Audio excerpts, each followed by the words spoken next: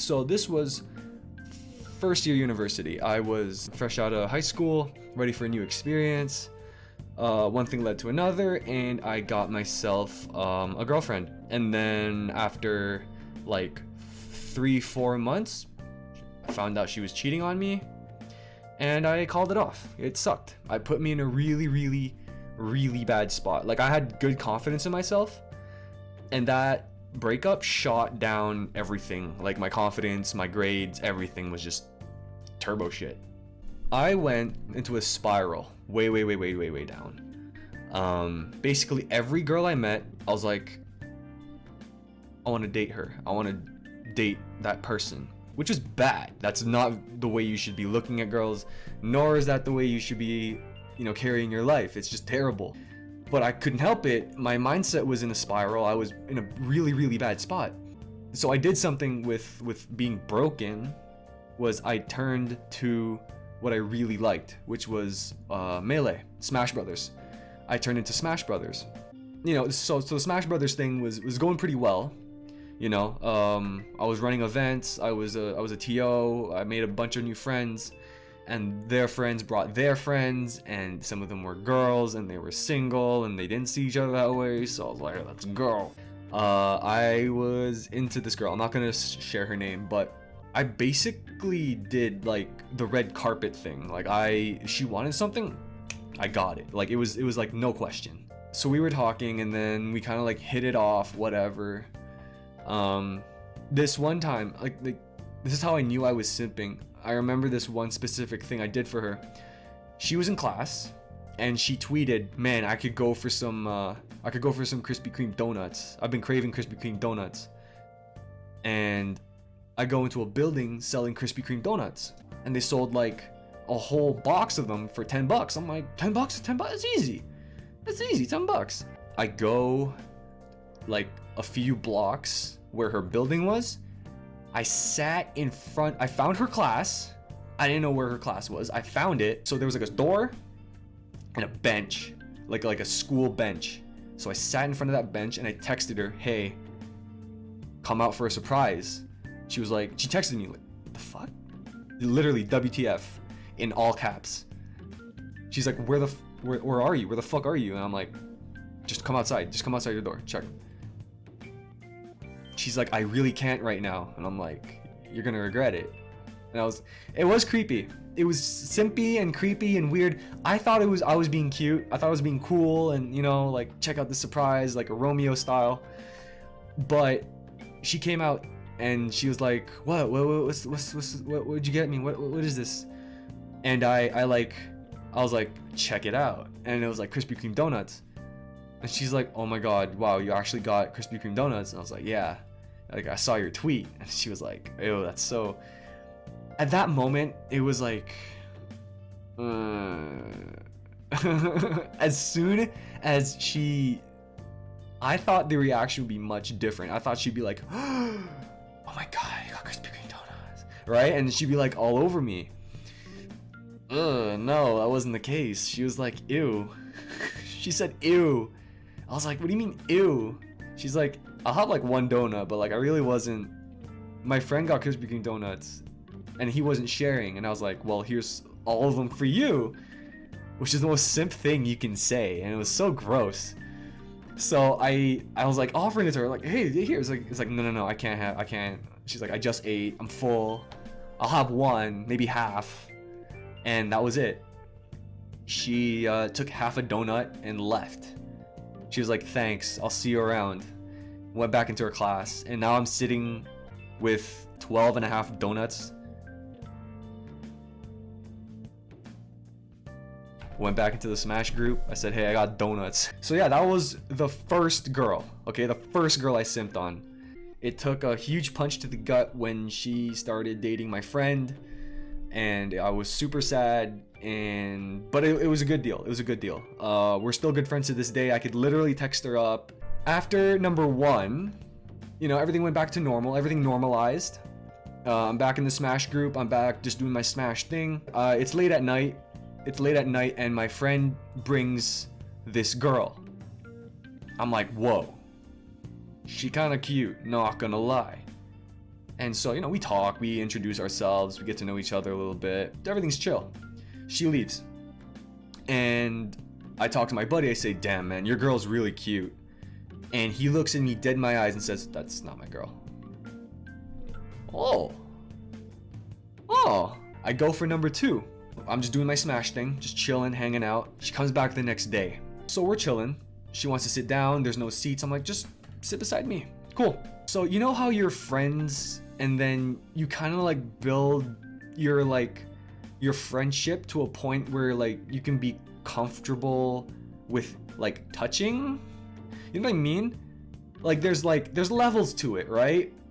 You know, then there's a path, you know, if you're friends with a girl and she's like, ew, don't touch me, it's like, okay, you know what, we're not like that, chill, all right, we're good. And if it does go that way and you're okay and she's okay with, you know, with the touch and whatever, that's fine. I don't mean like hands on, I mean like she sat down beside me and rested her back and her shoulder area just like that, like literally, like if this was me, this was her, I'm her. She was like totally comfortable just like that. So here's my brain split into 2. 75% was like, yo, oh man, yo, this is like, ooh mama, oh mama, let's go, oh mama. We're in it, boys, we're in it, like. And the other 25, the rational percent, was like, homie, red flag. Red flag. This is bad. You know it's gonna end bad. Don't do it. And of course, I listen to my broken soul, who is alone and broken. And I say, no, I deserve this. So what do? I play to it. And it's all downhill. She played me like a fiddle. This girl I simped so damn hard for. Like this was like the hardest simp I've ever simped in my life. Here, let me explain. So she would need something. I was there. Bam, done. She'd be like, this Wi-Fi sucks.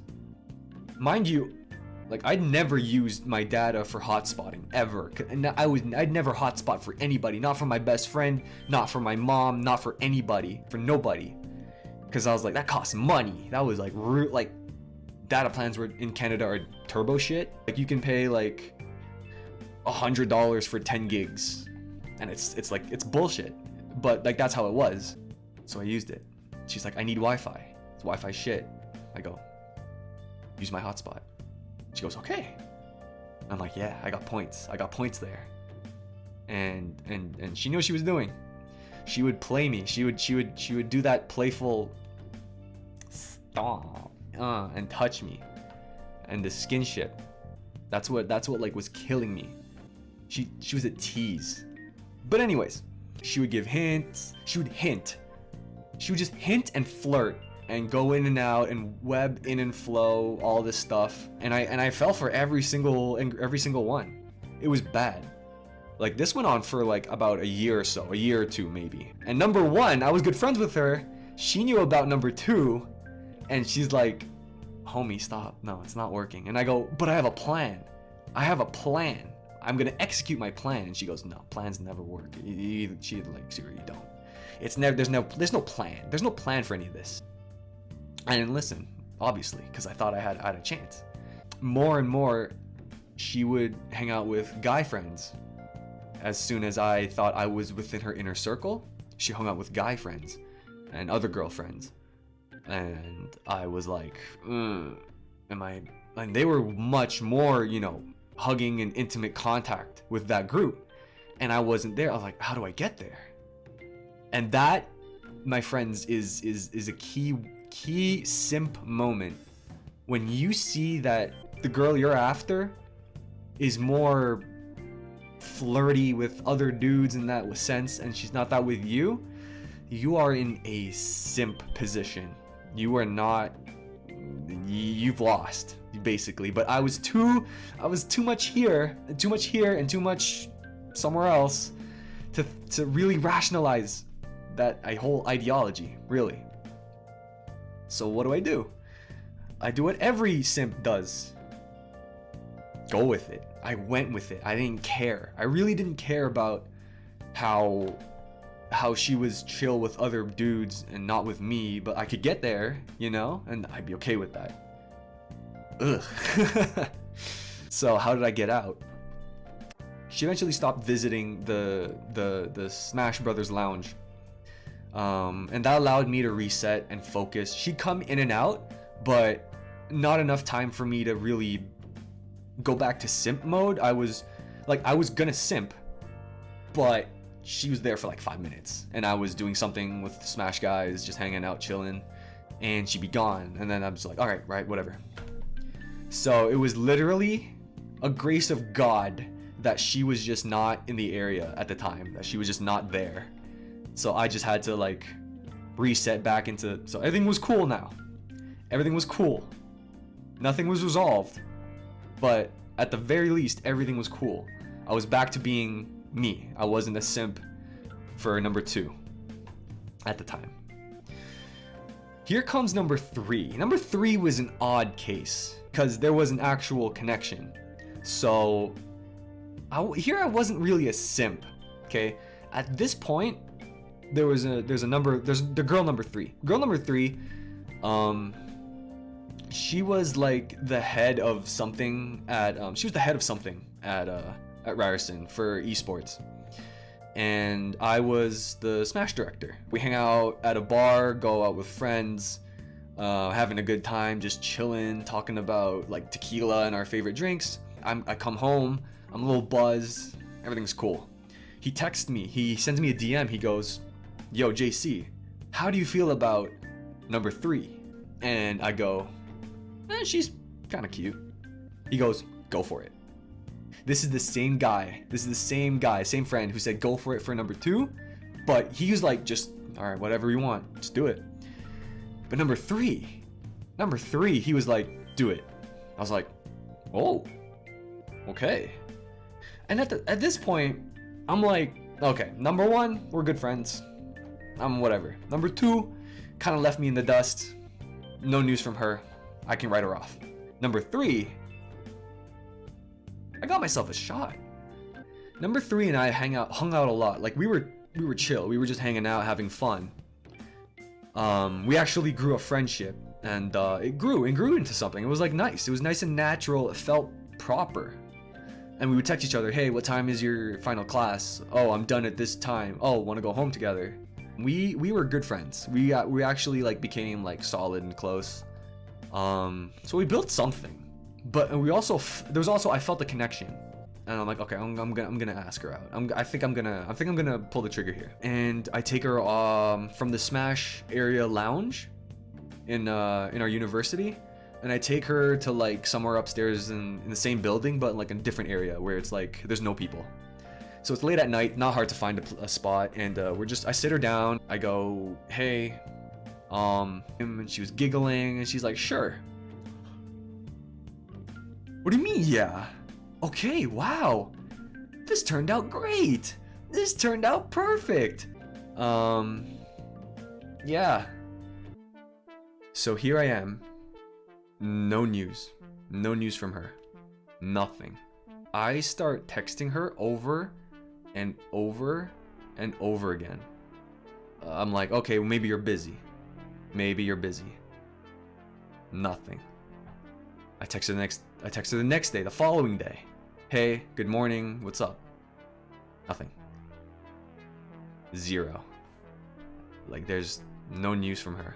It's Monday, back to school. Say, hey, you want to hang out? Nothing. At this point, I'm like, did I do something? Did she switch phones? Did she forgot to tell me? No, come on, we're dating. I ask her friends, hey, do you know where number 3 is? Nothing. Nope. I don't know where she is. I go into a little bit of a panic. Is something I did? Was it something I said? Was it too fast? Was it me? I just keep spiraling. What's wrong with me? Is there has to be something wrong with me. There's something wrong with me. And here's where things came to a weird twist.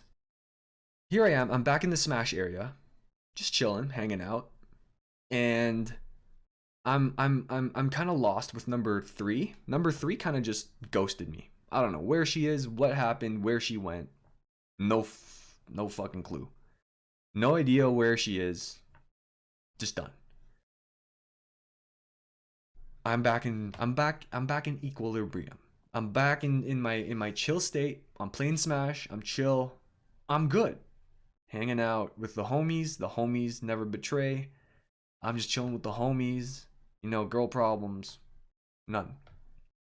I sit at a table. I'm playing some Smash. I'm good. I go to a table nearby. Just chilling on my phone. I just needed to like step away from the Smash. Just chilling on my phone. Oh. Hello, number 3. She comes up beside me. And I'm like, oh, hello. Where have you been? She's like, yeah, I do this sometimes. What do you mean do that sometimes? What do you do that sometimes? She like ghost people? I'm like, she's like, yeah. Oh, I'm not done. From the corner of my eyeball. From the corner of my eyeball. So number 3 looks, boom, this. Number 3 turns. And she gives her this weird stink eye, question mark. And I turn.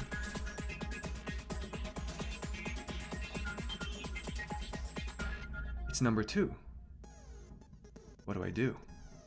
Oh my god. She plops beside me like she did when we first met, like that thing. What? So now I'm kind of in between this weird triangle I never asked to be in. What do I do? I was in a good state, and now these two come back. These 2 girls I liked. And this, my friends, is what I did. This is how I got out of, this is how I stopped simping. It was so overloaded in my brain. I couldn't fathom just having these 2 girls manipulate me. I had number 3 across from me, who ghosted me for weeks, finally come back. Here's number 2, also out of nowhere. I'm like, I'm in a simulation. This is some weird shit. I don't know what's happening. Here's what I did. Here's what I did. I said, no. I'm done. I said, hey, excuse me, ladies. I need to get back to business. I turn around. I walked away from that table, sat my ass down, plugged in my GameCube controller, and I said, yo, let's run a rotation. And I never looked back. I was playing with my homies. I was happy. What lesson can you take away from this? The first thing you have to do is accept that you're a simp. The second step, find your passion. Me? Because of my breakup, I founded the Smash Brothers group. I co-founded the Smash Brothers group at Ryerson. I did everything in my power. I poured my heart and soul into that group. I became so invested in the Smash Brothers. I made some amazing friends. I made some amazing, like, opportunities. I became a Smash Brothers, I became a commentator. And I got to get into so many venues for free because my friends ended up forming this group called Waveform. They were part of Even Matchup Gaming, who, by the way, sponsors Hacks Money, among other people, which is, you know, pretty freaking dope. Find your passion. Because when you find your passion, you can say no. Mine was Smash Brothers, and I stuck by that through thick and thin, no matter what. And to this day, never regretted it. The friends I made, the opportunities it gave me, the people I've met, the growth, the being a part of something, being a part of the Smash community, extending, knowing, reaching, and just overall, the impact that it had in my life was so more grateful than the girls that I tried to simp over, that I realized even if I went and ended up with them, I would have missed out on being a Smash Brothers homie.